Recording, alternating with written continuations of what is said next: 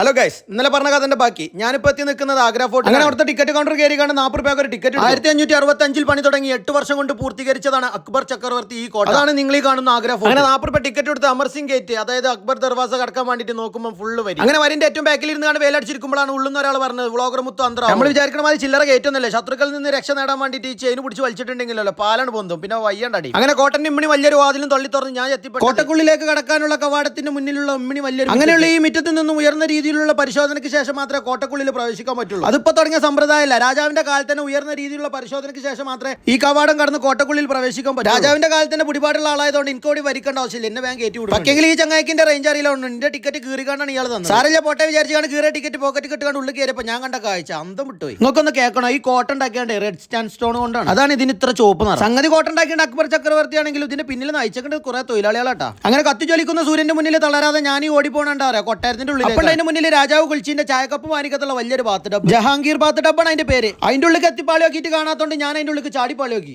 അങ്ങനെ അതും കണ്ട് മനോഹരമായ കൊട്ടാരത്തിന്റെ കവാടത്തിന്റെ ഉള്ളിലൂടെ കൊട്ടാരത്തിന്റെ ഉള്ളിലേക്ക് അങ്ങനെ അന്തം വിട്ട് വട്ടം കറങ്ങിയാണ് ജഹാംഗീർ മഹലിന്റെ ഉള്ളിലെത്തിയപ്പോൾ കണ്ടത്. അന്തപുരത്തിൻ മഹാറാണി ഇറങ്ങാണ്ട് പാട്ടും പാടിക്കാണ്ട് അന്തപുര സ്ത്രീകൾ നൃത്തം ചെയ്തതിന്റെ നടുമുറ്റാണ്. രാജസ്ഥാനിലെ പറവലിൽ നിന്നാണ് ഈ ലക്ഷണമൊത്ത ചോപ്പ് കല്ലാളൊക്കെ ഇവിടെ എത്തിച്ചത്. ഇത് ഞാൻ കോട്ടക്ക് മുത്തം കൊടുക്കണല്ലോ, തണുപ്പോണ്ട് കെട്ടിപ്പിടിച്ചത്. അങ്ങനെ അതും കഴിഞ്ഞ് വേറൊരു കവാടത്തിലൂടെ ഞാൻ എത്തിപ്പെട്ടത് ജഹാംഗീർ മഹലിന്റെ വലിപ്പം മനസ്സിലാക്കി തരുന്ന വലിയൊരു മുറ്റത്ത്. ആ മുറ്റത്തുള്ള മതിലിന്റെ കിലുവാതിലൂടെ നോക്കിയാൽ അങ്ങ് ദൂരെ ദൂരെ ഒരു വെള്ളക്കൊട്ടാരം കാണാം, അതാണ് താജ്മഹൽ. ലോകാത്ഭുതമായ താജ്മഹലും കണ്ട് അന്തം വിട്ട് മുന്നോട്ട് പോകും. കുറഞ്ഞ നിരക്കിൽ ഉയർന്ന ക്വാളിറ്റിയോട് കൂടിയുള്ള ഫോട്ടോ എടുത്ത് കൊടുക്കണേ. അപ്പോഴാണ് ജഹാംഗീർ മഹലിനെ പറ്റിയുള്ള മധു ഇവിടെ എത്തിച്ചിരിക്കുന്നത്. പിന്നെ കാണ്ടേ ഷാജഹാൻ ചക്രവർത്തി മുംതാസും കൂടി യമുനാ തീരത്തുള്ള കാറ്റ് ആസ്വദിച്ച് വിശ്രമിച്ചിരുന്നതിന്റെ സ്ഥലമാട്ടോ. അങ്ങനെ അതും കണ്ട് മാർബിളിന്റെ കൽപ്പടവിലൂടെ കയറി ചെന്ന് ഞാൻ കണ്ടത് ഷാജഹാന്റെ 350 ഭാര്യമാർ താമസിച്ചിരുന്ന അറകളുള്ള ബിൽഡിംഗ്. പിന്നെ ഒരു മാർബിൾ കവാടവും കടന്ന് എത്തിപ്പെട്ടത് ഷാജഹാന്റെ പുത്രി ജഹാനാരയുടെ കിടപ്പറയായിരുന്നു. അതിന്റെ ബാൽക്കണിയിലൂടെ നോക്കിയാൽ അങ്ങ് ദൂരെ ദൂരെ യമുനാ തീരത്ത് വെള്ളക്കൊട്ടാരം പോലെ ഒരു താജ്മഹൽ കാണാം, അത് താജ്മഹൽ. അങ്ങനെ അതും കണ്ട് മുന്നോട്ട് പോയപ്പോഴാണ് അധികാരക്കൊതി മൂത്ത ഷാജഹാന്റെ മക്കളിൽ ഒരാളായ ഔറംഗസീബ് ഷാജഹാൻ ചക്രവർത്തിയെ വീട്ടുതടങ്കലിൽ വെച്ച തടവറ ഞാൻ കണ്ടത്. സംഗതി തടവറയാണെങ്കിലും മുത്തും കല്ലും പൊന്നും വെച്ച് കണ്ടുണ്ടാക്കിയ കൊത്തുപണി, നമുക്കൊന്ന് ചിന്തിക്കാൻ പോലും പറ്റാത്ത രീതിയിലുള്ള മാർബിളിന്റെ ജാളികള്.